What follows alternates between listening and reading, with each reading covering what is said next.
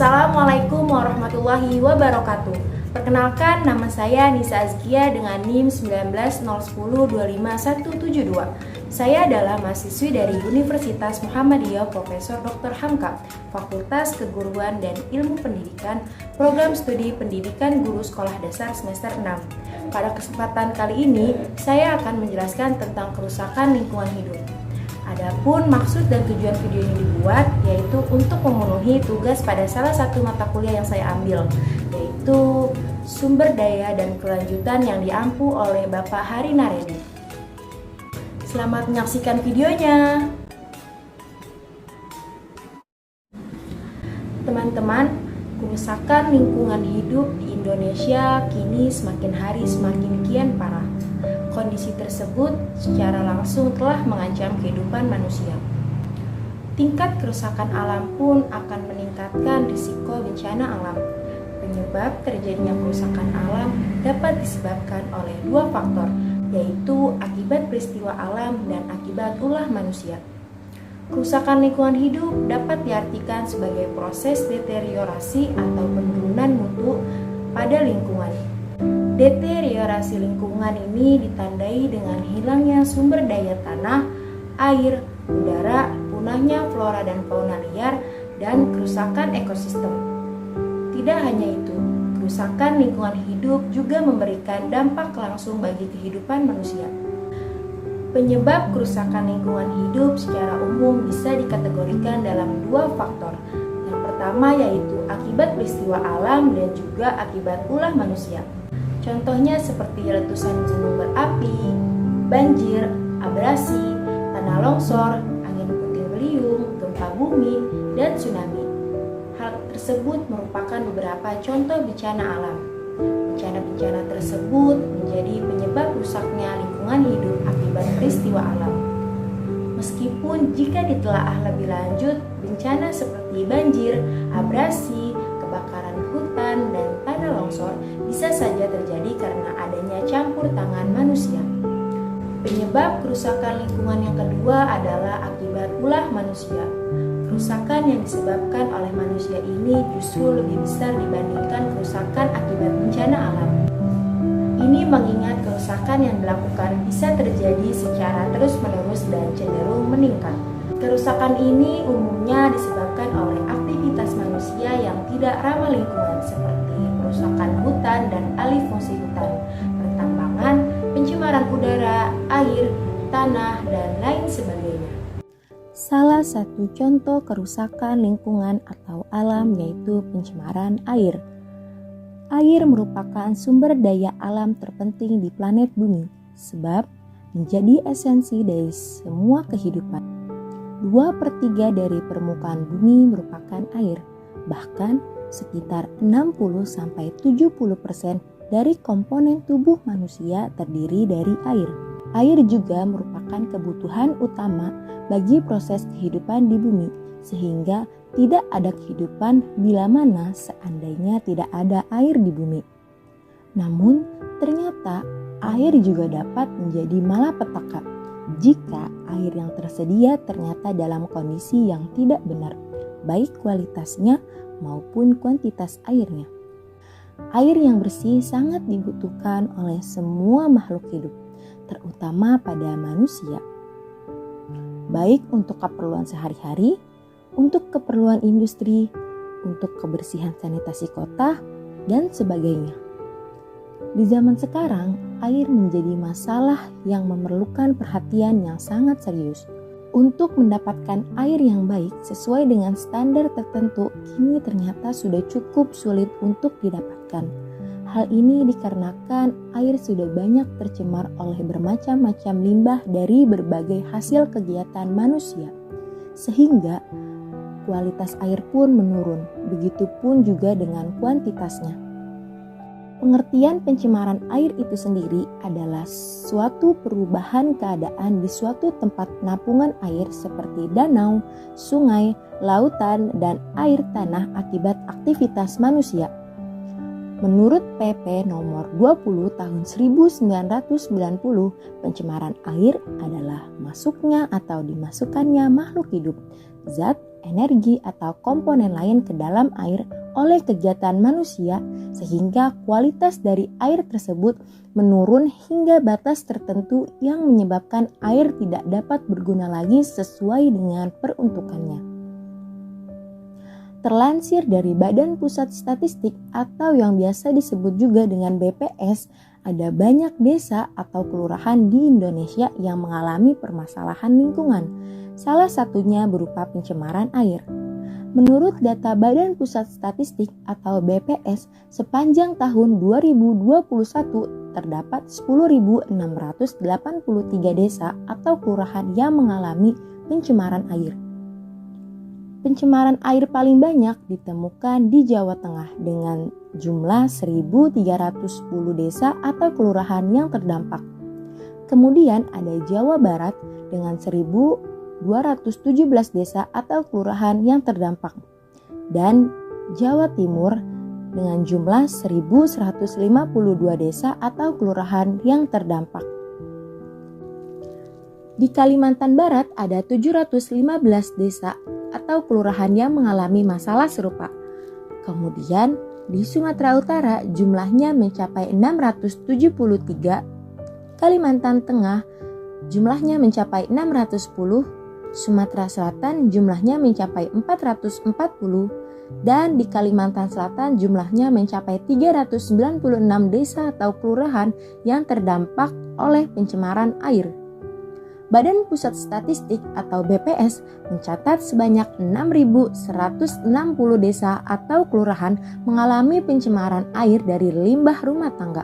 Sementara 4.496 desa atau kelurahan mengalami pencemaran dari limbah pabrik dan 27 desa atau kelurahan dari sumber-sumber lainnya.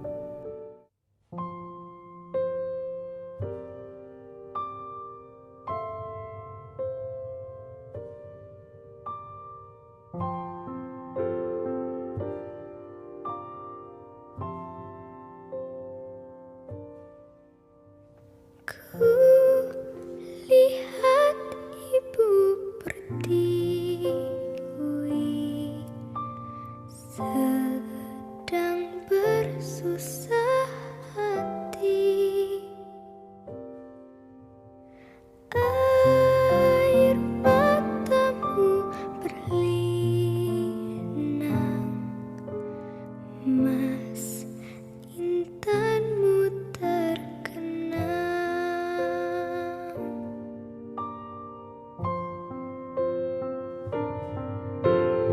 hutan, gunung, sawah, lautan, simpanan kekayaan.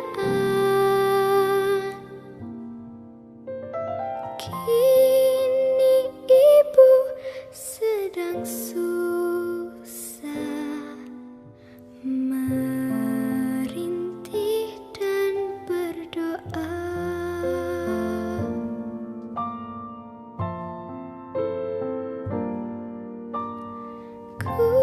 Kulihat ibu pertiwi sedang bersusah hati. Air matamu berlinang, mas intanmu terkenang. Hutan, gunung, sawah, lautan,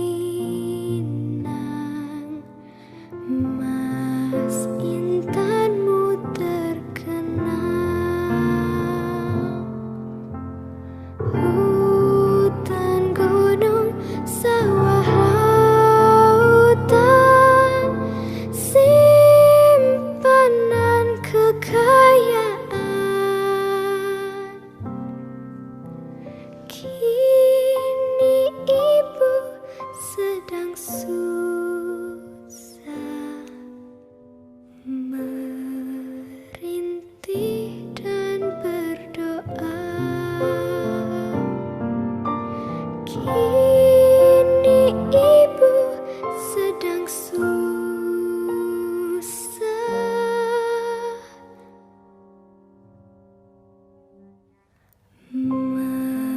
merintih dan berdoa.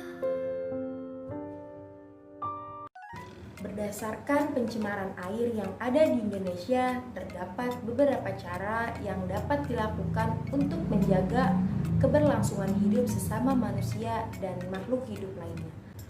Pencemaran air dapat dicegah dengan beberapa cara, yaitu yang pertama melakukan pengolahan limbah dengan baik dan juga benar. Yang kedua, menggunakan bahan-bahan yang ramah lingkungan. Ketiga, tidak membuang sampah di sungai atau sumber air lainnya. Teman-teman, sebisa mungkin kita harus membuang sampah pada tempatnya, seperti apa yang telah kami bicarakan sebelumnya. Pencemaran air dapat mengakibatkan sejumlah biota laut mati. Ikan mati di air yang tercemar karena ikan shock dan kekurangan oksigen, sehingga ikan tersebut mengalami stres dan juga mati. Yang keempat, menggunakan deterjen yang ramah lingkungan. Mengapa harus menggunakan deterjen yang ramah akan lingkungan? Karena deterjen merupakan zat toksik yang dapat menyebabkan penyakit kanker. Jadi sebisa mungkin berusahalah untuk memilih deterjen yang ramah akan lingkungan yang dapat dengan cepat terurai di dalam air. Agar hal tersebut tidak terjadi pada endapan di dalam air. Yang kelima, rutin melakukan upaya pembersihan sumber air. Yang keenam, menanam pohon di setiap lahan yang tersedia. Yang ketujuh, menjauhkan sumber polutan dari sumber air. Yang kedelapan, tidak mendirikan kawasan industri yang dekat dengan sumber air. Yang kesembilan, tidak menggunakan pupuk kimia berbahaya dan pestisida secara berlebihan. Yang kesepuluh, melaksanakan program hemat air di lingkungan sekitar agar penggunaan air tetap efisien dan menjaga ketersediaan sumber daya air. Teman-teman, mulai sekarang marilah sama-sama kita biasakan untuk mematikan keran air jika sudah tidak lagi digunakan. Karena di luar sana masih banyak yang membutuhkan air bersih demi memenuhi kebutuhan mereka. Yuk mulai sekarang gunakan jumlah air secara bijaksana dan juga tepat. Dan yang terakhir, menciptakan teknologi yang mampu untuk mendaur ulang air. Cukup sekian video yang bisa saya sampaikan. Kurang dan lebihnya mohon maaf. Semoga video yang saya buat ini bisa bermanfaat untuk kita semua. Wassalamualaikum warahmatullahi wabarakatuh.